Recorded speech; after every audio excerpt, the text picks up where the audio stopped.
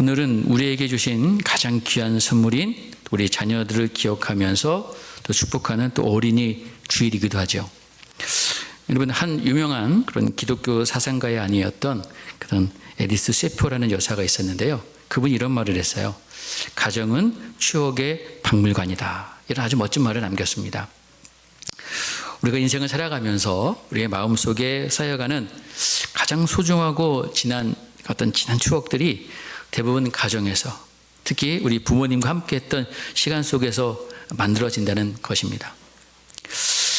그렇다면 우리 부모된 우리는 사랑하는 자녀들의 마음이라는 그 박물관에 어떤 추억, 또 어떤 그런 유산들을 우리가 잘 남겨줘야 될까요? 아마 저나 여러분이나 부모들 입장에서 여러분의 자녀들이 행복하기를 바랍니다. 근데 그 행복의 조건이 좀 이렇게 같지가 않겠죠? 근데 대부분 그 행복의 조건이 뭘까요?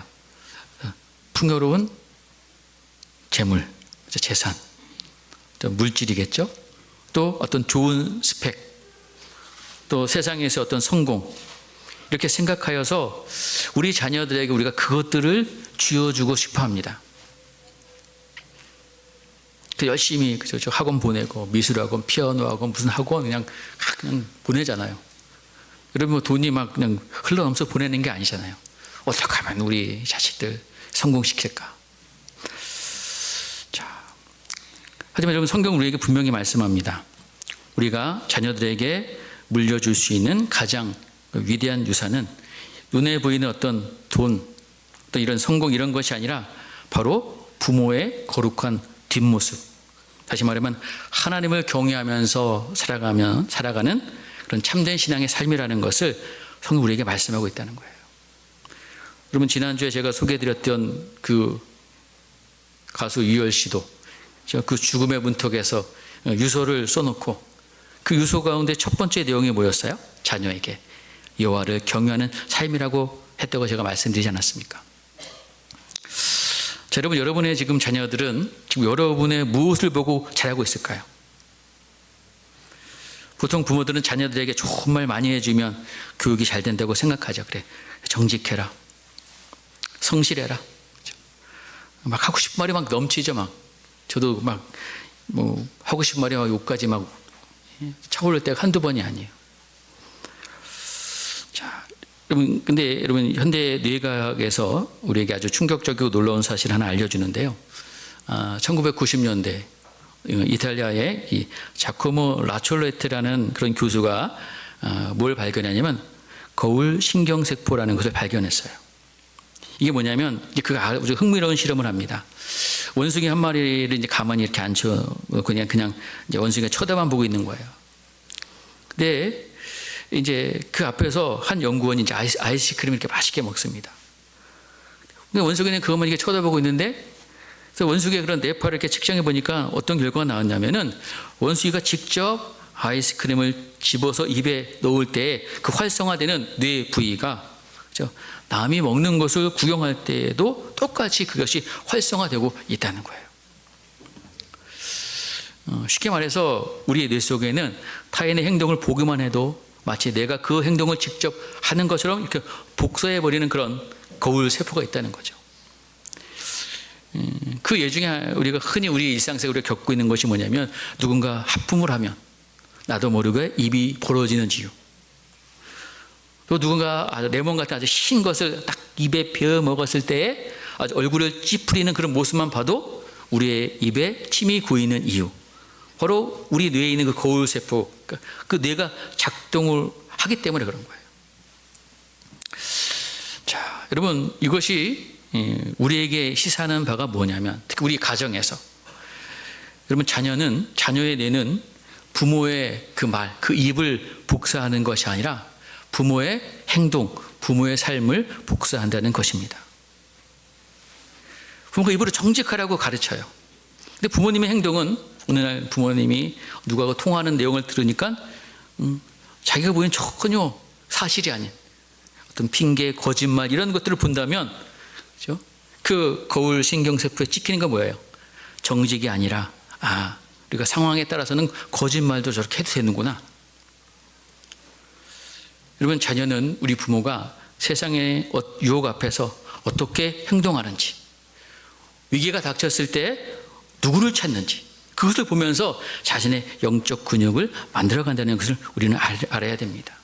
그렇기 때문에 자녀들은 부모의 앞모습이 아니라, 즉 부모들이 말로 가르치는 훈계를 듣고 자라기보다는 더 중요한 것, 물론 훈계도 필요하지만 더 중요한 건 부모의 그 뒷모습, 부모가 실제로 어떻게 살아가는지를 보며 배우고 자라가게 된다는 거예요. 여러분, 아무리 훈계해도 그렇게 살지 않으면 왜 나한테만 저래? 지는 안 하면서 속으로 그런 얘기를 한다는 거예요. 오늘 우리가 읽은 여러분 창세기 34장의 말씀입니다. 우리가 이제 중간부터 읽었는데 그 전체 내용을 오늘 한번 같이 살펴보기를 원하는데요. 창세기가 총 50장이에요. 50장의 창세기 이 말씀 가운데 하나님의 이름이 등장하지 않는 그런 몇 장들이 있어요. 거긴 하나님의 이름이 전혀 등장하지 않습니다. 뭐 예를 들어서 에서의 족보, 36장에 에서의 족보를 다룰 때에도 없고, 또 37장에 그 야곱의 아들들이 이제 그 동생 요셉을 구덩이에 넣고 또 너에게 팔아버리는 그런 가정 가운데 이런 내용들을 보면 하나님의 이름이 전혀 등장하지 않아요. 특히 오늘 우리가 34장 전혀 하나님의 이름이 등장하지 않습니다. 어쩌면 성경 가운데 특히 창세기 50장 가운데 가장 지저분한 장이라고도 할 수 있어요. 왜냐하면 여러분 34장 쭉 앞에서부터 쭉 보면 어떤 내용입니까? 강간, 그렇죠? 분노, 속임수, 그렇죠? 탐욕, 살인, 폭력들이 아주 그냥 쭉 나열되어 있어요.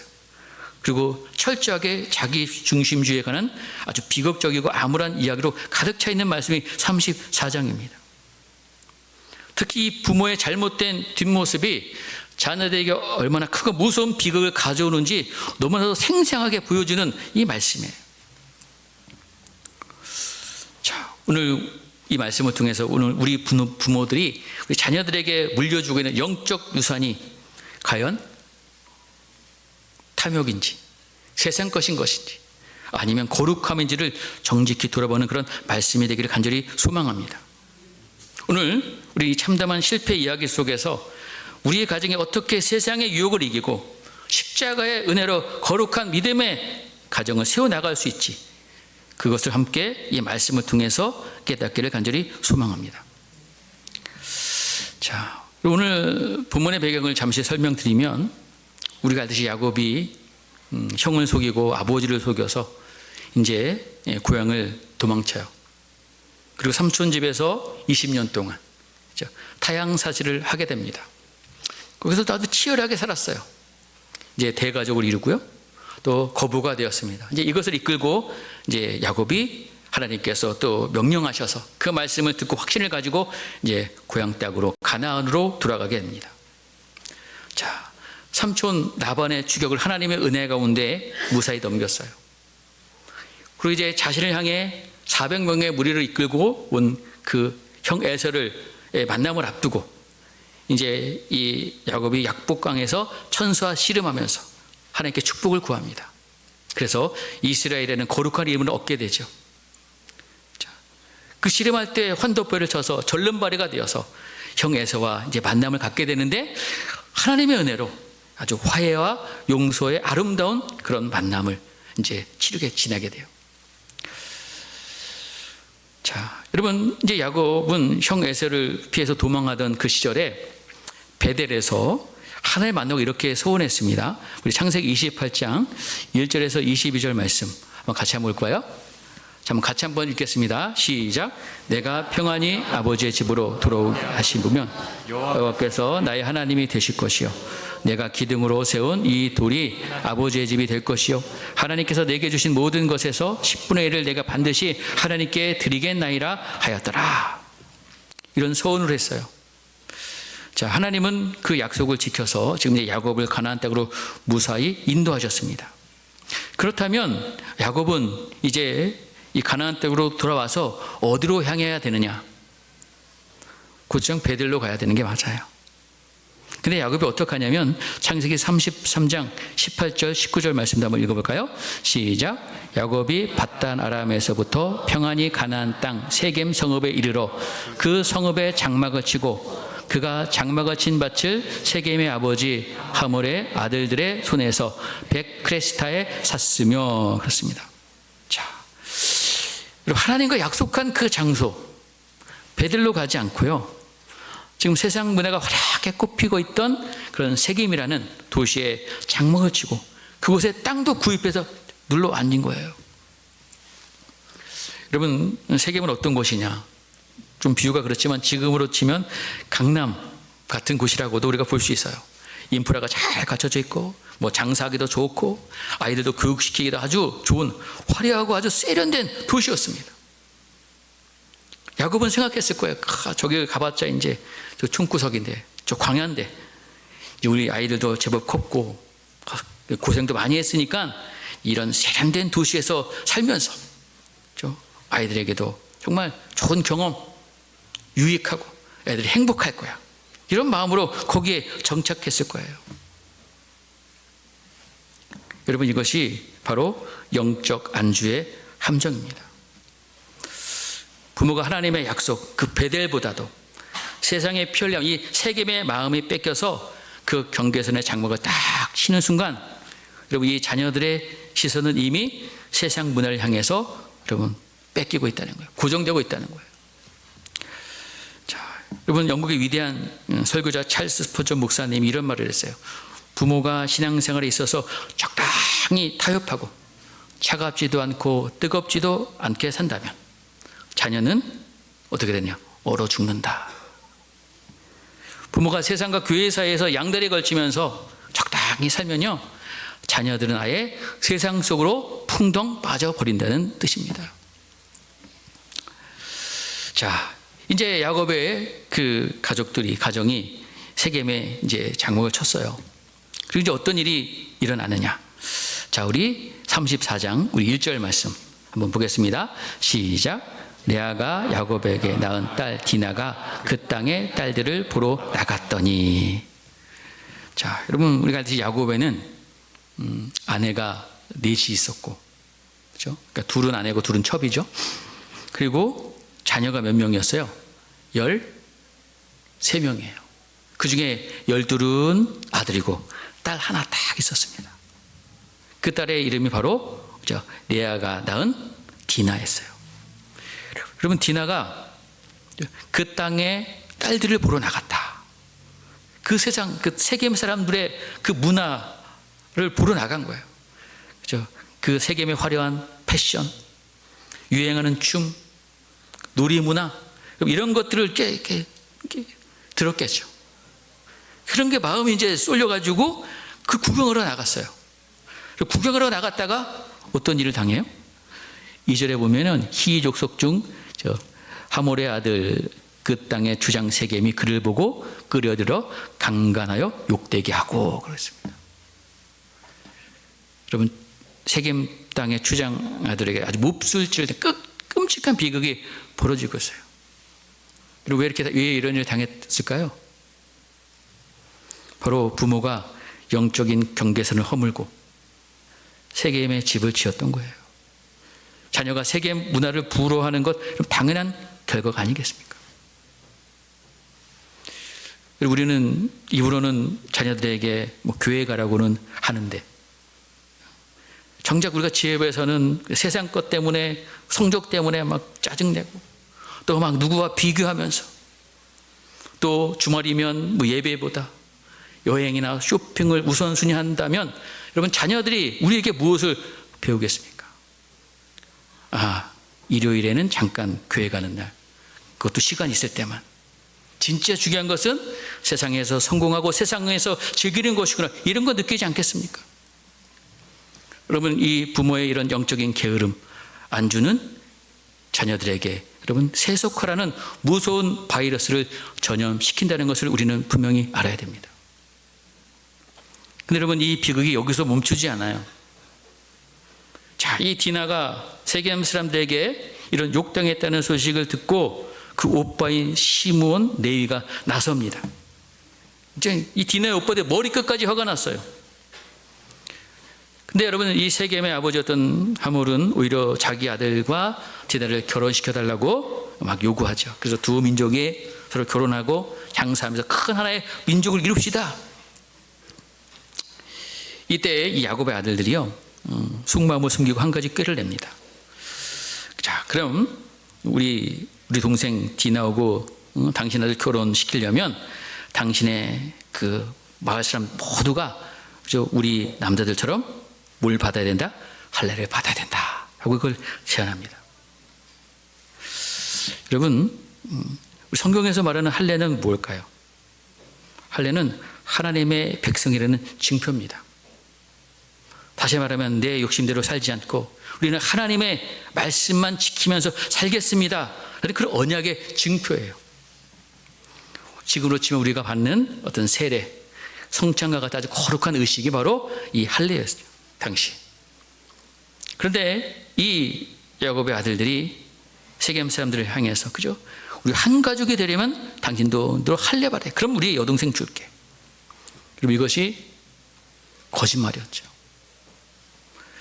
그들이 할례를 받고 통증 때문에 꼼짝 못하고 누워 있을 때, 이 시므온 레위는 칼을 들고 그 서부의 모든 남자들을 잔인하게 죽여버립니다.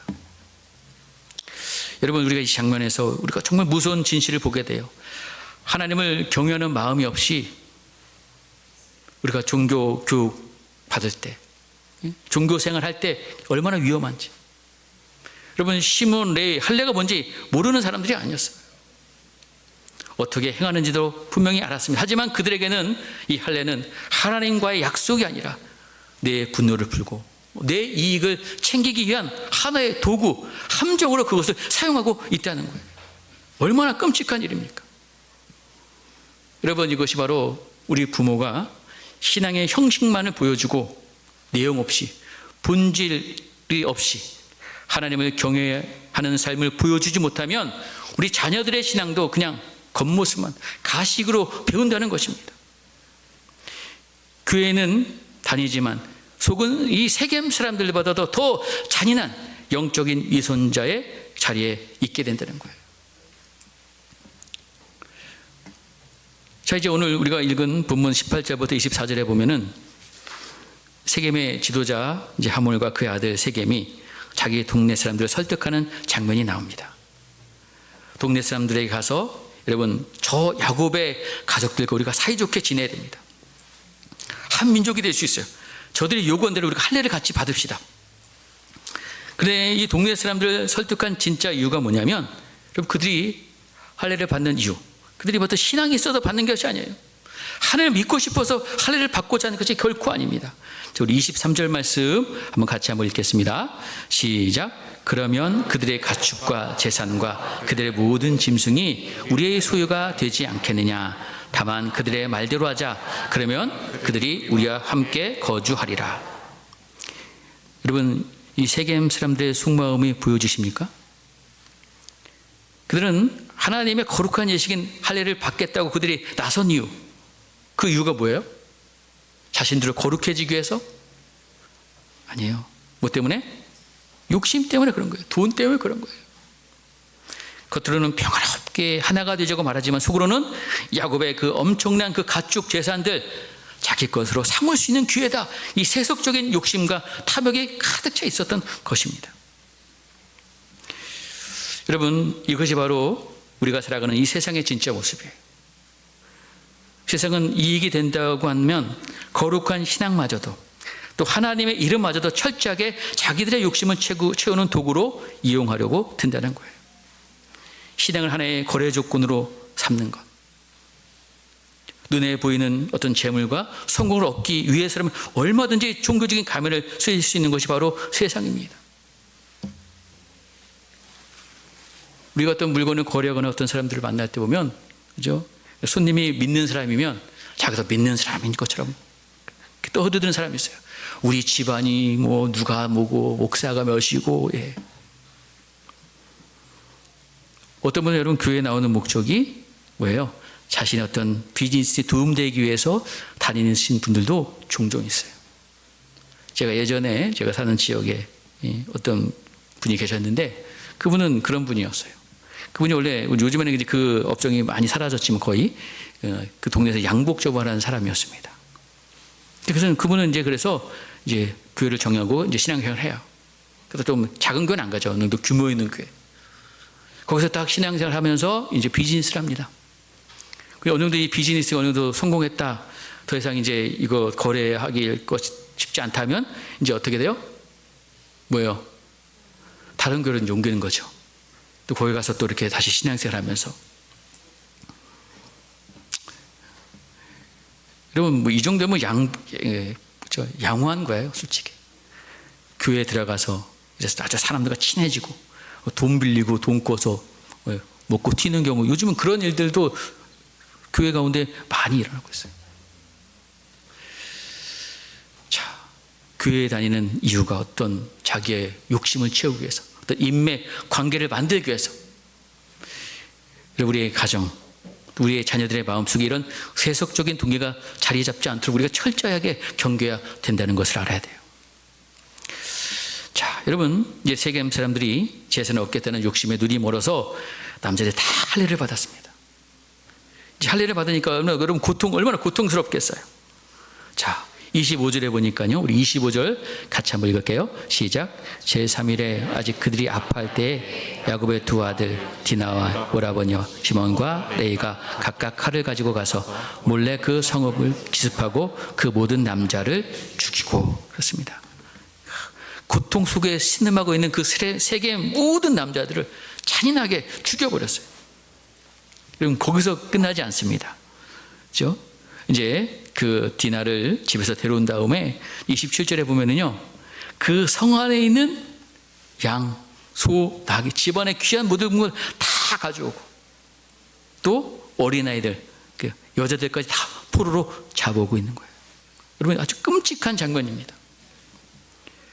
여러분, 시몬과 레이는 자기 여동생, 그렇죠? 그 디나의 억울한 이를 갚아주겠다는 명분은 내세웠지만, 여러분, 하지만 그들의 행동은 정당한 분노를 넘어서 세상 사람들 더 잔인하고 악한 범죄를 저지르고 있다는 거예요.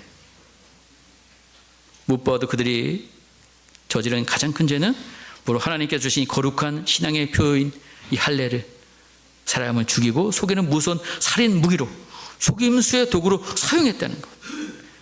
거룩해야 될 신앙이 아니라 개인의 복수심과 탐욕을 채우는 도구로 철저하게 타락해 버리고 있다는 것입니다. 근데 여러분, 우리가 여기서 아주 중요한 질문을 하나 던져야 돼요. 도대체 왜 이 자녀들이 이렇게 망가진 것인가? 하나님의 택함을 받은 백성인 그 야곱의 이 가정에서 이 아들들이 어떻게 이렇게 끔찍한 사기극, 잔인한 복수극을 저지르는, 한마디로 괴물로 보내버렸냐 이것이죠. 여러분, 이것을 누구에게 배웠을까요? 누구의 영향일까요? 여러분, 가슴 아프게도 이 자녀들은 바로 자기 아버지 야곱의 뒷모습을 그대로 보고 자란 것입니다. 여러분, 야곱 그 과거를 떠올려 보세요. 야곱은 자기가 원하는 축복을 얻기 위해서 형도 속이고 아버지도 속이고, 그리고 삼촌 라반의 집에서 20년 동안 지내면서 자신의 재산을 불리기 위해서 수많은 인간적인 장꾀를 부리면서 살았습니다. 겉으로는 하나님을 믿는 백성이라고 했지만 실제 삶 속에서는 늘 자기의 이익을 위해서 남을 속이고 이기려고만 발버둥 쳤던 사람이 바로 이 아버지 야곱이었어요. 여러분, 자녀들은 그런 아버지의 이중적인 모습, 겉으로는 거룩한 척하지만 속으로는 세상 사람과 똑같이 탐욕스럽고 이기적인 모습으로 살아가는 그 부모의 뒷모습을 보면서 목적을 이루기 위해서는 신앙을 이용해도 되는구나, 내 이익을 위해서는 속여도 되는구나, 아주 무서운 세속주의를 배우게 된다는 것입니다. 우리 자녀들에게 필요한 것, 우리가 자녀들에게 남겨줘야 될 그 유산, 여러분, 우리가 교회 열심히 가는 거, 교회 몇 번 가는, 이게 중요한 것이 아니에요. 진짜 하나님의 살아계심을 믿고 그분 앞에 떨며 사는 부모의 모습이에요. 부모가 말씀 한 구절을 지키기 위해서 막 손해를 감수하는 그 모습, 누군가를 용서하기 위해서 밤새 울며 기도하는 그 치열한 거룩함을 우리가 자녀들에게 보여주지 못한다면 우리 자녀들의 신앙은 그저 그냥 귀찮은 요식행위가 될 뿐이라는 것입니다. 사랑하는 성도 여러분, 이것이 바로 우리가 하나님 앞에서 두렵고 떨림으로 우리의 삶을 돌아보아야 될 이유입니다. 우리가 입술은 자녀들에게 기도해라, 교회 가서 예배드려라, 정직하게 살아라 수없이 말을 합니다. 정작 우리가 부모인 우리가 위기 앞에서 기도하기보다는 세상 것 의지하고 내 얘기를 위해서 적당히 거짓말하고 이웃에게 상처 주고 내 유익, 내 성공만 쫓아간다면 우리 자녀들은 우리의 말이 아니라 우리의 뒷모습을 그대로 복사해 버린다는 거예요.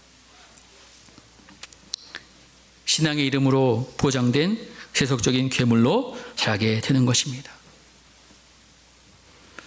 그리고 우리 부모들의 이 위선적인 뒷모습이 자녀들의 영혼을 병들게 하고 있지는 않은지 우리가 깊이 회개해야 될 줄 믿습니다. 자, 여러분, 이제 이 아이들이 이 엄청난 살인과 약탈을 저지르고 피투성이가 되어서 돌아왔을 거예요. 이 사실을 알게 된 이 아버지 야곱의 반응을 우리가 한번 살펴봤으면 좋겠습니다. 이 본문에서 어쩌면 가장 아프고 탄식이 나오는 구절이에요. 30절 말씀 같이 한번 읽겠습니다. 시작. 야곱이 시몬과 레에게 이르되 너희가 내게 화를 끼쳐 나로 하여금 이 땅의 주민 곧 가나안 족속과 브리스 족속에게 악취를 내게 하였도다. 나는 수가 적은즉 그들이 모여 나를 치고 나를 죽이리니 그러면 나와 내 집이 멸망하리라. 아멘. 여러분, 지금 야곱의 이 말씀 속에서 야곱이 지금 걱정하는 게 뭘까요? 하나님의 거룩한 할례를 너희들이 더럽혔구나. 여러분, 이것 갖고 야단치나요? 아니에요. 너희들이 어떻게 그렇게 생명을 이렇게 귀히 여기지 않니? 이런 끔찍한 일을 저질렀니? 라고 야단치는 것도 아닙니다. 그럼 뭘 걱정합니까? 이제 나 죽게 생겼다. 나 망하게 생겼다. 이 동네 사람 날 죽이려면 어떡해? 여러분, 정상적인 믿음의 아버지라면 여러분, 자식들에게 뭘 책망해야 돼요? 하나님의 거룩한 이름과 언약을 짓밟은 이 사건, 끔찍한 살인범이 되어서 이런 엄청난 만행을 저지른 이것을 피를 토하면서 꾸짖어야 되지 않겠습니까? 자, 여러분, 야곱은 그렇게 하지 않았어요. 야곱의 입에서 하나님이라는 단어가 한 번도 나오지 않습니다. 야곱이 화낸 이유, 아들들이 지은 죄 때문이 아니에요. 온통 머릿속에는 자기 망할지, 자기 죽게 되니, 가난한 사람들이 연합해 쳐들으면 어떡하지? 내 재산 다 뺏기고 나도 죽게 망하게 생겼다. 현실적인 공포와 두려움, 이거예요. 철저하게 자기중심적이고 세속적인 안위와 생존만을 걱정하는 이 나약한 아버지의 모습입니다. 영적인 분별력 완전히 잃어버린 채 하나님의 진노보다도 세상 사람들의 보복을 더 두려워하는 껍데기만 남은 신앙의 모습이라는 거예요. 여러분, 부모가 이렇게 영적인 권위를 잃어버리고 세속적인 관점으로만 야단을 치니까 자녀들이 부모 말을 들을 리가 없어요. 이어지는 31절에 보면은, 그죠? 그 아들들의 반응이 어떻습니까? 또 31절 한번 읽을게요. 시작. 그들이 이르되 그가 우리 누이를 창녀같이 대우함이 옳으니까. 그렇죠? 자신들의 잘못을 뉘우치기는커녕 아버지 딸이 그런 무슨 짓을 당해내도록 가만히 계셨잖아요. 우리가 복수한 게 뭐가 잘못입니까? 라면서 오히려 아버지에게 당당하게 대들며 소리치고 있습니다. 아버지의 권위도 신앙의 질서도 완전히 무너져 내린 처참한 가정의 모습이에요. 여러분, 부모들이 여러분에게 대들 때 종종 있죠. 속상하잖아요. 근데 우리가 돌아봐야 돼요. 나는 지금 내 자녀들에게 영적 권위를 가진 부모인가? 아니면 세상 걱정만 전수하는 부모인가? 오늘 우리는 이 야곱의 모습 속에서 우리의 거울을 보고 있지 않습니까? 우리가 자녀들이 주의를 어기고 예배를 멀리하고 하나님과 멀어지는 삶을 살 때도 그냥 내버려둬요. 그냥 그래, 건강하게만 자라라. 공부만 열심히 해라. 별로 심각하게 꾸짖지 않습니다. 그냥 자녀들이 모두 성적이 떨어져. 혹시 남에게 뒤처지고 있어, 뭐 손해볼 것 같아, 그럼 불같이 화를 내면 야단을 칩니다. 너 그렇게 해서 어떻게 이 험한 세상 살아갈래?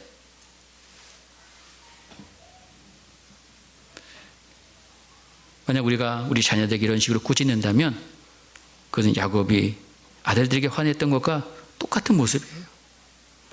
거룩한 하나님의 뜻이 무너진 것 때문에 애통하는 것이 아니라 내 체면 갖기고, 내 자식 세상에 살아남지 못할까 봐 두려워하는 세상적인 부모의 시선일 뿐이라는 것입니다.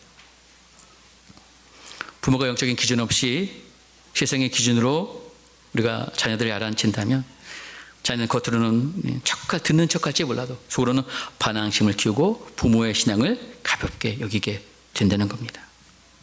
자, 여러분, 여기까지 보면 이 가정은 정말 소망이 없어요. 아버지는 무능해 보이고 아들들은 살인자고 딸은 지금 그저 성폭행 당하고 이제 곧 주변 가난한 부족들이 연합해서 쳐들어오면 이 집안은 이제 멸망한 일만 남았습니다. 그런데 여러분, 이 지점에서 개입하시는 분이 계세요. 바로 그분이 누굴까요? 하나님의 주권이 개입하고 있다는 거예요. 자, 이때 하나님께서 말씀하십니다. 창세기 35장 1절 말씀 한번 같이 읽어볼까요? 시작.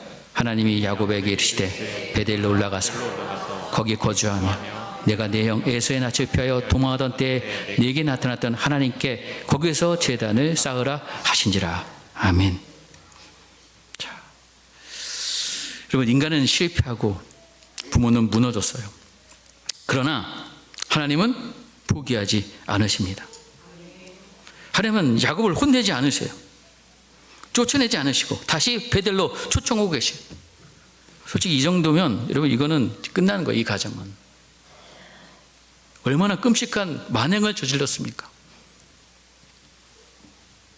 근데 하나님께서 이 야곱을 전혀 혼내지 않으세요. 왜? 지금 야곱은 지금 엄청난 지금 고통을 겪고 있어요. 그 대가를 지금 치르고 있는 거예요. 이것이 오늘 우리에게 주시는 가장 큰 위로의 말씀입니다. 아마 여러분 가운데 이 말씀을 들으면서 저는 이미 실패한 부모 같아요. 우리 애는 이미 사춘기가 지나서 제 말 안 들어요. 이제 머리가 커서 정말 말도 못해요. 말도 못 붙여요. 우리 가정 상처투성이에요 라고 절망하시는 분이 분명히 있을 거예요. 그러나 기억하십시오. 회복의 시작은 부모인 내가 잘나서가 아니에요. 하나님이 다시 우리 가정을 부르시고 계신다는 사실을 믿는 것에서 시작된다는 것을 깨달아야 될 줄 믿습니다. 여러분, 야곱이 하나님의 음성을 듣고 드디어 이제 벌떡 전식을 차려요. 그리고 가족에게 명령합니다. 우리 2절 말씀도 한번 읽어볼까요? 35장 2절입니다. 시작. 야곱이 이에 자기 집안 사람과 자기와 함께한 모든 자에게 이르되 너희 중에 있는 이방 신상들 버리고 자신들을 정결하게 하고 너희들의 의복을 바꾸어 입으라. 그리고 3절에 우리가 일어나 베델로 올라가자. 야곱이 먼저 회개하고 내가 하나님 앞에 바로 서겠다라고 결단하는 그 뒷모습을 자녀들에게 보여주자. 그러니까 뒷모습을 바꿔주자. 살인자 같던 아들들도 상처 입은 그 자녀 다 같이 이방 신상 다 묻어버리고 옷을 바꿔 입었다. 그 세상 문화에서 이제 구별되겠다는 거예요. 여러분, 우리가 자녀들에게 보여줄 최고의 모습은 완벽한 부모의 모습이 아닙니다. 우리가 완벽할 수 없어요. 그러나 자신의 잘못을 인정하고 하나님 앞에 눈물로 회개하면서 다시 베델로 걸어가는 그 부모의 뒷모습이에요. 그 뒷모습을 볼 때 자녀들은 우리 엄마 아빠가 믿는 하나님 진짜구나. 나도 저 하나님께 돌아가야겠다고 결심하게 되는 때가 반드시 옵니다. 사랑하는 성도 여러분, 오늘 우리가 이 야곱의 이 가정의 이야기 참 어둡고 참 답답하고 그런 이야기예요. 욕심, 속임수, 폭력, 두려움, 완전히 박살나버린 콩가루 집안의 모습입니다. 이것이 바로 죄로 인해 타락한 우리의 인간의 솔직한 민낯을 보여주고 있는 말씀이에요. 우리가 좋은 부모가 되고 싶으면 우리는 늘 실수합니다. 또 우리 자녀들은 세상 유혹에 쉽게 흔들리며 무너집니다. 자녀가 청년이 되어서 이제는 세상을 향하고 교회를 떠나버려요. 여러분 가운데 이 문제로 적지 않게 괴로워하신 분들 분명히 있을 거예요. 그렇다면 우리 가정이 이 무서운 세속화, 이 죄의 사슬에서 끊어내고 구원할 수 있는 소망은 과연 어디 있느냐? 바로 그 해답은 바로 우리의 참된 부모가 되시며 우리를 끝까지 포기하지 아니하시는 하나님 아버지의 사랑, 곧 예수 그리스도의 십자가에 있다는 것입니다. 우리는 야곱의 아들들처럼 내 상처, 자존심을 갚아주겠다고 늘 칼을 들고 다니는 자들이었어요. 여러분, 하나님은 이런 우리를 심판하셔야 마땅합니다. 심판받아야 마땅한 우리들이에요. 근데 우리 주 예수 그리스도 어떻게 하셨습니까? 하늘과 땅의 모든 권세를 가지는 분이셨지만 자신을 괴롭히는 원수를 향해서 복수의 칼을 뽑지 아니하시고 오히려 자신을 조롱하고 목 박는 세상의 모든 잔인한 폭력과 죄악을 당신의 온몸으로 다 받아내셨어요. 예수님은 겟세마네 동산에서 땀방울이 핏방울이 되도록 기도하시면서 내 원대로 마시고 아버지의 원대로 되게 하시옵소서라고 하시면서 십자가의 길을 걸어가셨습니다. 억울함과 수치 피하지 아니하시고 십자가 위에서 피 흘려 죽으심으로 인해서 우리의 모든 죄와 분노, 꼬여버린 가족의 상처를 다 보혈로 덮어 주셨어요. 예수 그리스도께서 그 십자가에서 희생의 피를 흘려 주기 때문에 여러분, 이 시므온, 레위 같은 흉악한 우리들이 용서함을 받고 야곱처럼 이길 그 비겁한 우리가 다시 하나님의 거룩한 자녀로 일어설 수 있게 되었다는 것입니다. 여러분, 우리가 자녀들에게 물려줘야 될 가장 위대한 거룩한 뒷모습, 우리가 완벽하게 죄를 한 번도 짓지 않는 훌륭한 위인이 되는 게 아니에요. 자녀들에게 보여줘야 될 진짜 거룩한 모습은 나의 연약함을 깨닫고 죄악을 깨닫고 매일 십자가 앞에 무릎 꿇고 눈물로 회개하는 부모의 뒷모습입니다.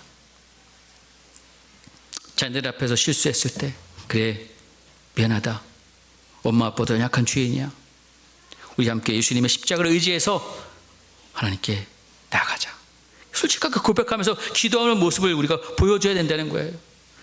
세상의 돈과 성공보다도 하나님을 예배하는 자리를 가장 귀하게 여기면서 묵묵히 헌신하는 뒷모습을 보여주시길 간절히 바랍니다.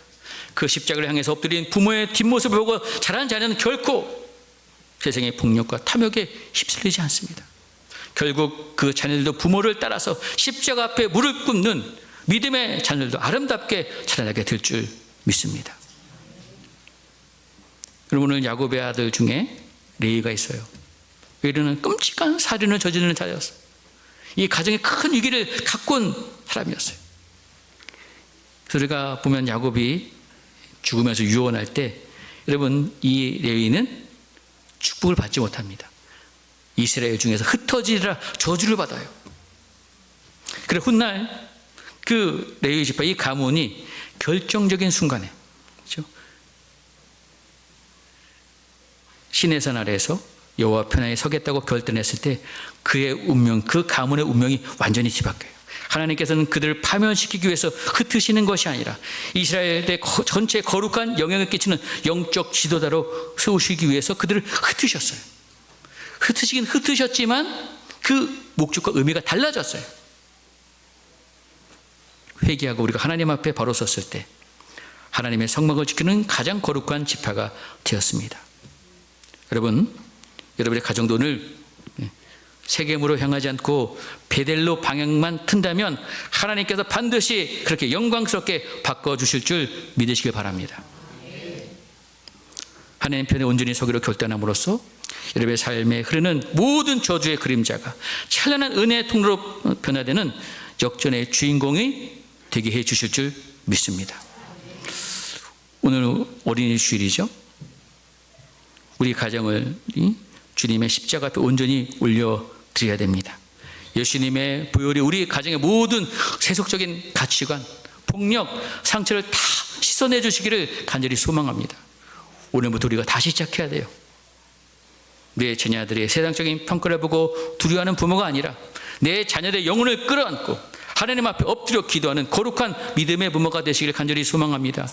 그래서 우리의 자녀들이 여러분의 거룩한 뒷모습을 보면서 평생토록 하나님을 사랑하는 믿음의 가정, 믿음의 가문으로 든든히 세워지기를 우리 주 예수 그리스도의 이름을 간절히 축원드리겠습니다.